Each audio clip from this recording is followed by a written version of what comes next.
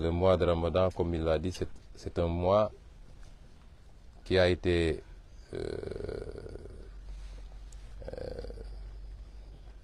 décrété par le Seigneur, non pas pour faire mal, pour affamer les gens, mais il y avait un objectif, c'est nous ramener à lui par la piété, le taqwa comme il l'a dit.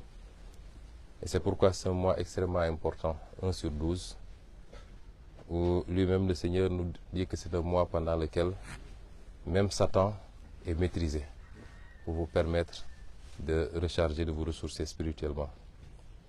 Et nous prions pour que le Seigneur agrée tous nos actes de dévotion, toutes nos prières également, qu'il nous accorde ce qu'il a promis dans ce mois, notamment sa miséricorde, mais également la promesse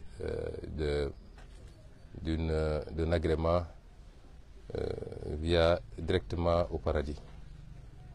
Nous prions également pour qu'il nous accorde la possibilité de le vivre encore et encore des années, et toujours avec plus de prospérité, plus de paix, plus de stabilité et plus de bonheur pour tout le monde, plus de santé évidemment.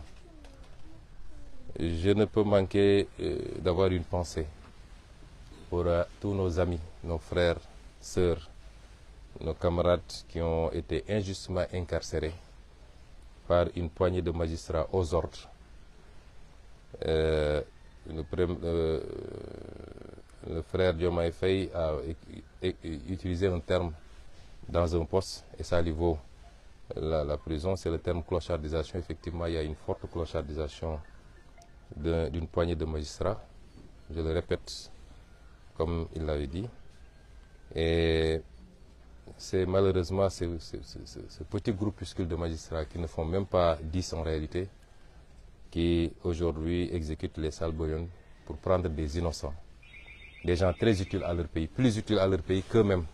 Parce que si vous prenez un inspecteur principal des impôts, avec son parcours, mais ce qu'il peut rapporter dans les caisses de l'État, pour des, excusez-moi du terme, mais des enfantillages, vous le mettez en prison, vous êtes en train de nuire plus au Sénégal qu'à ce monsieur.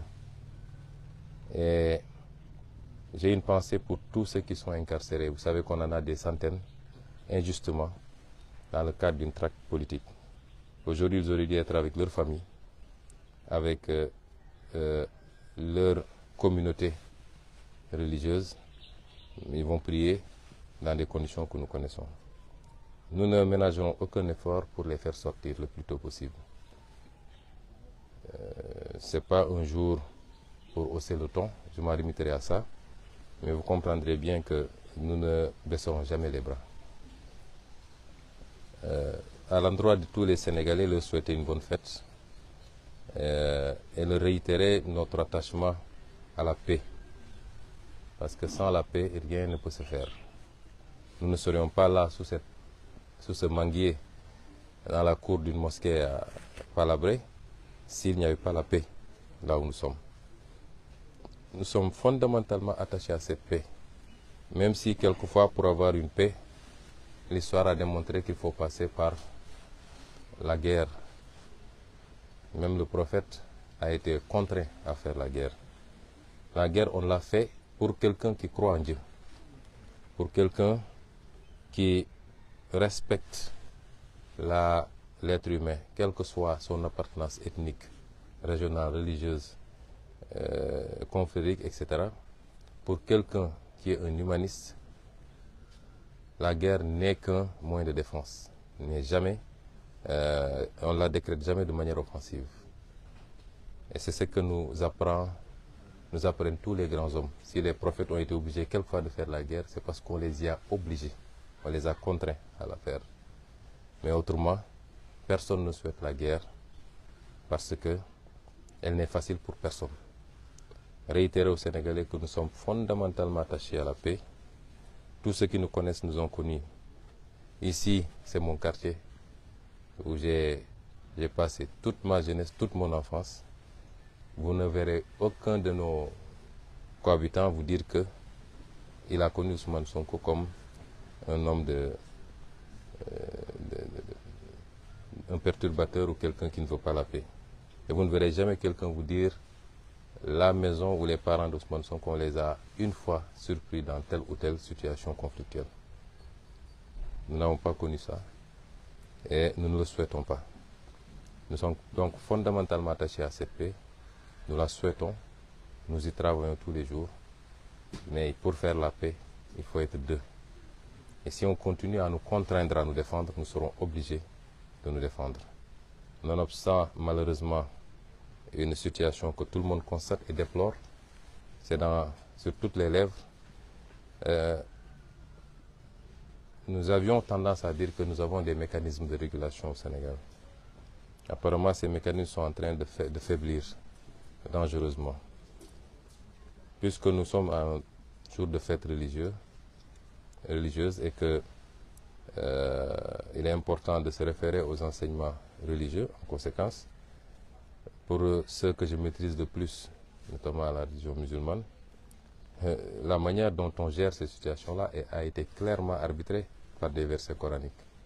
On nous dit que s'il y a deux parties qui s'affrontent, les autres ont l'obligation d'arbitrer, de commencer d'abord par essayer de concilier et de réconcilier les gens. Mais s'ils se rendent compte qu'il y a une des parties qui ne pose pas problème, mais qu'il y a une autre partie qui continue à vouloir créer les conditions du conflit, il est important que tous le rappellent à l'ordre et s'ils refusent, que tous se liguent pour le combattre jusqu'à ce qu'ils reviennent à la raison. Ça, c'est un verset coranique que je n'ai pas inventé. Et tout le monde sait ce qui se passe dans ce pays. C'est à sens unique. Celui qui instrumentalise la justice, qui fait des arrestations arbitraires, qui essaie de liquider des candidats parce qu'il en a peur simplement, qui lâche ses forces de l'ordre sur les gens. Et c'est l'occasion pour moi de revenir sur ce qui se passe souvent en Casamance. Vous avez vu depuis 2 jours ce qui se passe à Ngor. Et pour le moment, on ne déplore aucune perte en vie humaine. Il aurait suffi qu'on dise que c'est à Bignona pour qu'on autorise les gens à tirer à balles réelles. Je l'ai toujours déploré et je l'assume. Ce traitement totalement injuste et injustifié quand il s'agit de la Casamance doit cesser. Nous sommes tous des Sénégalais, nous devons être traités même pied d'égalité. Donc nous demeurons attachés à cette paix, nous y travaillons, mais ce n'est pas pour autant que nous allons nous laisser marcher dessus.